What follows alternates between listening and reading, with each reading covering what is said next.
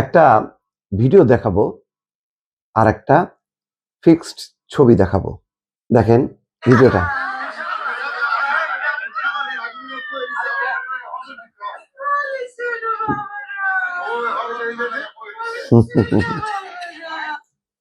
নিশ্চয়ই বুঝতে পারছেন, আলোচিত, খুবই আলোচিত, পরিচিত। দেখেন এই যে হাঁস নিয়ে তার উল্লাস, রুবিন ফারহানা।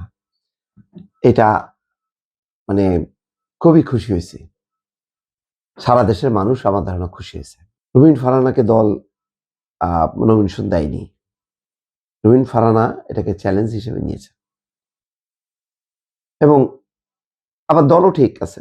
হাবিবি যেহেতু জোটেরে তাকে দিতেই হতো, নতুবা যেভাবে একেবারে মানে বিএনপিকে ধর্মীয় দল শূন্য করে বলার চেষ্টা করতেছিল যে এরা ধর্মে বিশ্বাস করে না, এরা হচ্ছে আওয়ামী দোসর, ভারতীয় দোসর।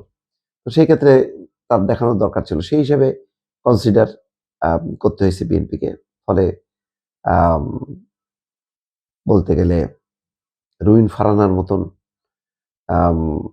একজন খুবই জনপ্রিয় মানুষকে বলি দিতে হয়েছে ব্রাহ্মণবাড়িয়া 2 আসনে 38,000-এর বেশি ভোটের ব্যবধানে প্রতিদ্বন্দ্বী সেই হাবিবিকে, একটা ইসলামিক দলের তিনি সহসভাপতি, তাকে হারিয়েছেন।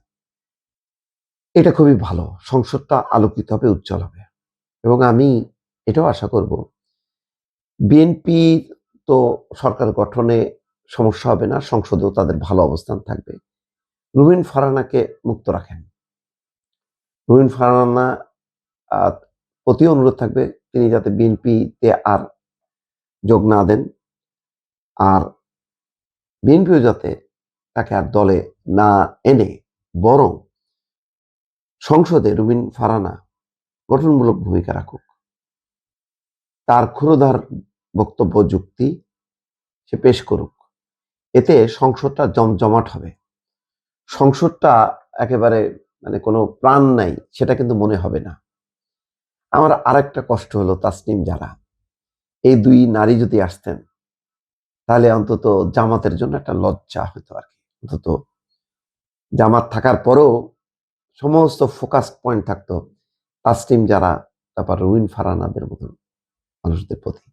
তারা তো কোনো নারী এমপি দেয়নি, অথচ ওরা বলে যে কি সংস্কার নাকি শেষ হয়ে যাবে যদি তারা জিততে না পারে, আর বিএনপি যদি আসে সংস্কার হবে না।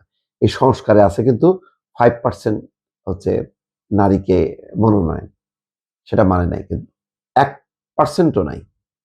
তারপরেও নাকি ওনারা সংস্কার বাস্তবায়ন করবেন, এটাই তাদের মূল প্রত্যয়। দেখ, এই বিতর্ক না আসে। রুবিন ফারহানা, তাসনিম যারা জন্য আফসোস করে লাভ নেই, হাহাকার বিষয়। তাসনিম যারা সোশ্যাল মিডিয়াতে খুব পপুলার, তাসনিম যারা দমে যাওয়ার প্রার্থী না, তাসনিম যারা একটা ভালো নির্বাচন করেছে, কয়েকটা ছবিও দেখেছি কিভাবে সে তার প্রতিদ্বন্দ্বী বিএনপির হাবিবকে সম্মান জানাচ্ছেন, হাবিবও তাকে ছোট বোন বলে সম্ভাষণ করছেন। এটা ভালো লেগেছে। খুব খারাপ অভিজ্ঞতা আমার হচ্ছে ঢাকা 8, মির্জা আব্বাসের প্রতি নাসিরুদ্দিন পাটোয়ারির যে মনোভাব, যে বক্তব্য, যে ধরনের ঘৃণামূলক একটা আচরণ তার, এটা অকল্পনীয়। এরকম যদি আর 2, 4, 5টা থাকতো, এই ইলেকশনটা একটা জাহান্নামে পরিণত হইতো। যাক, সেখানে রুবিন ফারহানাও বিএনপিকে আকার ইঙ্গিতে সমালোচনা করেছে।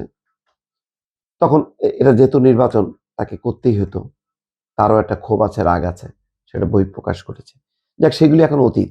এখন এবং সামনের ভবিষ্যৎটা হচ্ছে এই যে রুবিন ফারহানা এখন এমপি। শপথ নেওয়ার আগেই বলে দিচ্ছি, তিনি এমপি। এমপি হিসেবে, স্বতন্ত্র হিসেবে তার কোনো দায়বদ্ধতা থাকবে না। যেটা সঠিক সেটার পক্ষে অবস্থান নিক, যেটা ভুল সেটা সামনে তুলে ধরুক।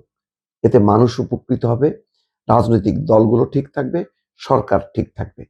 সেই ভূমিকাটা পালন করলে আমি খুশি হব। দর্শক ভালো থাকবেন, আল্লাহ হাফেজ।